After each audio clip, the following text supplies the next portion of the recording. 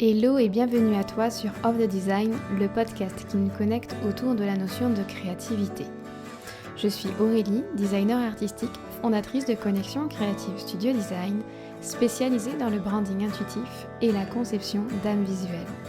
Je partage ici mes réflexions personnelles autour de la notion de créativité, au sens large du terme, pour qu'ensemble nous avancions vers ce qui nous tient à cœur et en particulier dans la création de cette réalité de vie qui nous fait tant rêver.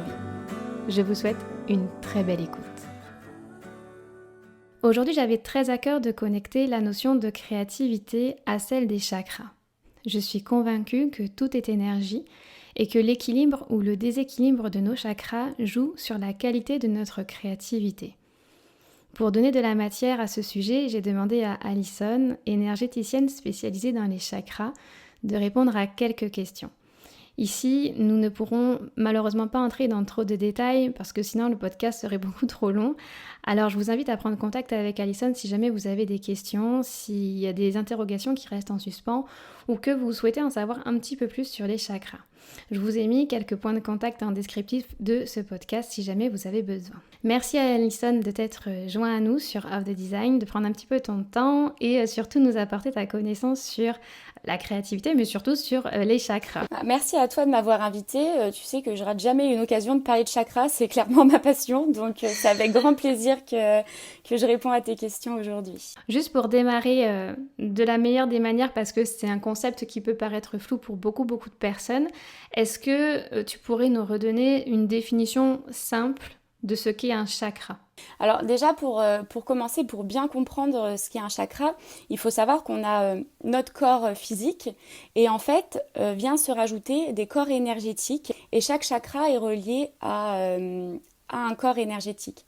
Et donc en fait l'énergie passe par les chakras pour arriver jusqu'à notre corps physique. Le premier chakra se trouve au plancher pelvien. Et ensuite, tous les chakras remontent jusqu'au sommet du crâne. Donc on a le chakra racine au plancher pelvien. On a ensuite le chakra sacré juste en dessous du nombril. Le chakra du plexus solaire au plexus solaire. Le chakra du cœur au milieu de la poitrine. Le chakra de la gorge à la gorge. Le chakra du troisième œil entre les sourcils. Et le chakra couronne sur le sommet du crâne. Et donc en fait, c'est comme des roues qui sont imbriquées les unes dans les autres. Et donc l'énergie circule, les roues tournent.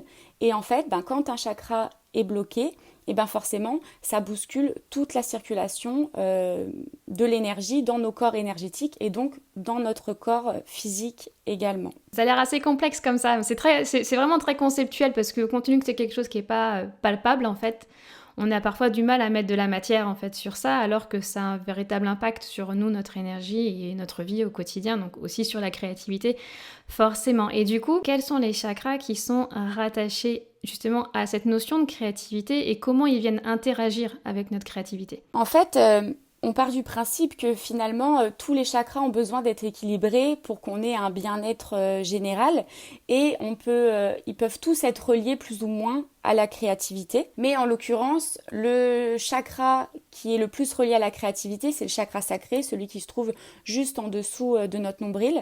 C'est vraiment le chakra qui gouverne notre créativité, justement.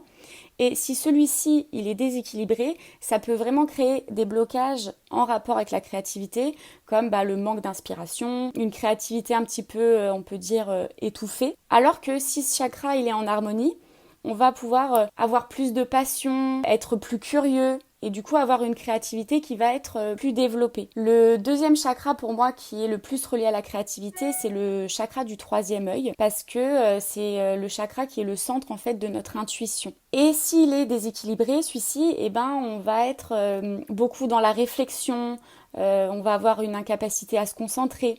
Et du coup, ça peut également bloquer notre créativité, alors que s'il est en harmonie, on va avoir plus confiance en soi, on va être vraiment guidé par notre guidance intérieure, on va suivre notre intuition. Donc voilà, on va avoir une créativité qui va être un petit peu plus développée. Mais encore une fois, ils ont vraiment besoin d'être tous équilibrés parce que comme j'ai expliqué au début, c'est comme des petites roues imbriquées les unes dans les autres. Et en fait, quand il y en a un qui est bloqué, ça bloque forcément par la force des choses en fait les autres également. Moi, c'est un petit peu logique aussi, hein. Quand tu parles au départ finalement de roues qui s'imbriquent, on comprend bien qu'effectivement l'essence même, en fait, même de notre équilibre général, c'est qu'il faut que tout fonctionne pour que on ait la bonne énergie, etc. Donc c'est logique. Mais il y en a deux, voilà, où tu dis, voilà, deux principaux qui ressortent, le sacré et le troisième œil. Donc du coup, c'est vrai qu'ils sont tous imbriqués les uns aux autres, mais comment on peut savoir si, quand on est dans une passe un peu de fragilité créative, où on sent qu'on n'est pas, on n'est pas au top de notre créativité, comment on peut savoir si c'est relié à un déséquilibre de l'un de nos chakras? Alors, en fait, pour savoir si ton ou tes chakras sont déséquilibrés, tu peux utiliser le pendule. Alors, il y a tout un processus pour apprendre à se servir d'un pendule. On n'a pas vraiment le temps pour ça aujourd'hui, mais je vais expliquer brièvement deux techniques. Et si jamais ça t'intéresse de savoir comment utiliser un pendule, tu peux retrouver sur Instagram une vidéo où j'explique justement comment s'en servir. Donc avec ton pendule, tu peux simplement le prendre et en fait demander si tel ou tel chakra est bloqué. Et donc, tu vas avoir la réponse par oui ou par non. Le fonctionnement du pendule, c'est que ça tourne dans un sens pour dire oui et ça tourne dans l'autre pour dire non. La deuxième technique que j'utilise beaucoup, c'est le tableau de vitalité des chakras. Alors ça, c'est pareil, tu peux trouver facilement sur Internet. Tu tapes tableau de vitalité des chakras. Dans Google Images, t'en as plein. Tu l'imprimes. Et en fait, tu vas avoir les 7 chakras qui sont représentés et puis tu vas avoir une échelle en pourcentage. Donc tu peux demander par exemple quel est le taux de vitalité de mon chakra sacré. Et donc ça va te donner un pourcentage entre 10 et 100%. Le but étant bien sûr que ce soit le plus près possible des 100%. Si en revanche il est en dessous des 50%, c'est qu'effectivement il est bloqué, il est pas bien équilibré et donc tu peux travailler dessus. Ensuite, si pour toi le pendule ça te parle pas spécialement et que t'as pas envie d'en acheter un ou peu importe, et après c'est, on va dire, à l'intuition. Si tu sens que ta créativité elle est bloquée, tu te dis ça vient peut-être de mon chakra sacré, hop, j'équilibre mon chakra sacré. Quoi qu'il arrive finalement, ça peut que nous faire du bien d'équilibrer nos chakras.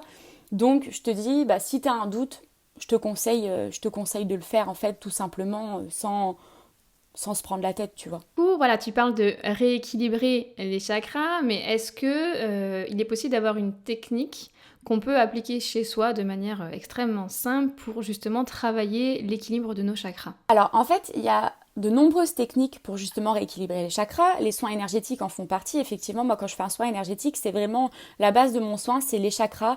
Je vais venir travailler sur chaque chakra, je vais aller chercher les blocages, je vais faire le nettoyage des chakras, tout ça. Mais effectivement, tu peux très bien équilibrer tes chakras tout seul comme un grand à la maison en utilisant plusieurs techniques. Alors, tu peux avoir les pierres, les cristaux. Chaque chakra a en fait des cristaux qui lui sont dédiés pour équilibrer en fait ton chakra et qui va venir libérer des blocages, qui va venir en fait t'aider, t'accompagner.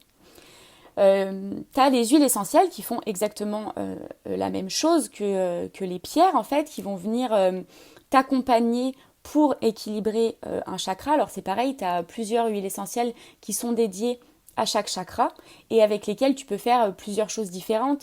Il va y avoir des huiles essentielles, on va te dire il faut les respirer pour venir équilibrer ton chakra. Il y en a, on va te dire tu vas en mettre quelques gouttes dans ton bain, tu vas venir masser une partie de ton corps avec. Enfin voilà, il y a plusieurs choses. Et puis ensuite, tu vas avoir aussi la méditation qui va être dirigée vers un chakra. Tu peux avoir le yoga. Il y a différentes positions qui sont justement aussi dédiées à chaque chakra. Et puis ensuite, il va y avoir des rituels qui vont être pareil, dédiés à chaque chakra. Alors, je vais te donner quelques exemples. Par exemple, pour le chakra racine, tu vas aller marcher dehors, ça va t'aider à équilibrer ton chakra racine. Le chakra sacré, de prendre un bain, de se détendre, ça va t'aider à équilibrer ton chakra sacré. Pour le plexus solaire, faire du sport, c'est super bon pour le plexus solaire. Voilà, ça fait un regain de confiance en soi, c'est top. Le cœur, ça va être vraiment pratiquer par exemple la gratitude. Tous les jours, dire je suis heureuse d'avoir ça dans ma vie. Pour la gorge, ça va être par exemple chanter. C'est très bon pour le chakra de la gorge. Le chakra du troisième œil, ça va être vraiment la méditation. pour s'ouvrir à notre intuition.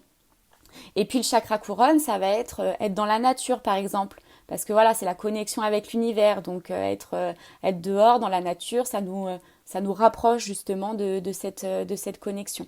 Et le plus simple vraiment pour toi, si tu n'as pas de connaissances dans ce domaine, dans les chakras, c'est de faire une petite méditation en dirigeant simplement en fait ton attention, ton souffle vers le chakra que tu souhaites équilibrer. Donc tu peux te mettre une petite musique calme et tu diriges ta respiration vers le chakra en imaginant ton souffle de la couleur du chakra que tu souhaites équilibrer. Par exemple, le chakra sacré, tu diriges ton souffle vers ton chakra sacré en le visualisant orange. La couleur du chakra sacré, c'est orange. Donc tu respires, tu vois le souffle qui descend jusqu'à ton chakra sacré en orange et qui remonte. Et tu peux faire ça, même si tu n'as pas l'habitude de méditer, même si tu fais ça par exemple 1 minute, et bien déjà c'est bien parce que c'est aussi le pouvoir de l'intention en fait. Pour finaliser, parce que c'est vrai que je pense qu'on pourrait en parler pendant des heures, au final, ça pourrait être un sujet presque interminable. Est-ce que tu aurais une dernière chose à apporter ici, quelque chose qu'on n'a peut-être pas abordé, un point de vue, au travers d'une connaissance, d'une expérimentation? Est-ce que voilà, tu as quelque chose à nous apporter en plus ou pas? Je dirais que finalement, les chakras, on les équilibre déjà par nous-mêmes sans s'en rendre compte, parce qu'on parlait d'aller marcher dehors, de prendre le bain, de faire du sport. C'est des choses que finalement les gens font déjà sans même penser au fait qu'ils sont en train d'équilibrer leur chakra. Heureusement, j'ai envie de te dire, parce que sinon il y aurait beaucoup de gens qui auraient quand même l'énergie bien en vrac parce que qui sont pas du tout ouverts à ces choses-là et qui du coup par la force des choses le font pas avec intention, mais finalement le font quand même. Donc il faut pas non plus trop se prendre la tête et se dire oh là là mon Dieu comment je vais faire pour équilibrer ce chakra. On le fait déjà naturellement, mais c'est vrai que c'est toujours intéressant de voir un petit peu les blocages qu'on peut avoir dans notre vie pour peut-être se focaliser plus sur un chakra en découvrant qu'est-ce qu'on peut faire pour l'équilibrer de façon plutôt simple et naturelle en fait dans notre quotidien. Oui, quelque part, c'est sans pression, quoi. En tout cas, c'est un sujet qui est très intéressant et je trouve qu'il y a vraiment profondément matière à explorer. C'est assez impressionnant quand même, parce que moi, je connais pas beaucoup ce domaine de chakra. Je m'y intéresse comme ça, mais je survole le sujet.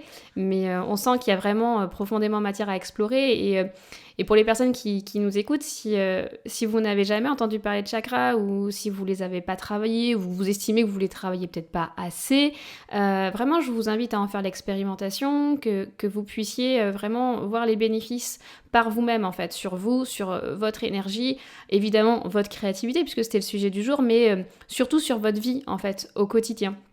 Donc, il ne faut jamais oublier que la créativité, elle est vraiment rattachée à un ensemble d'éléments, y compris du coup les chakras.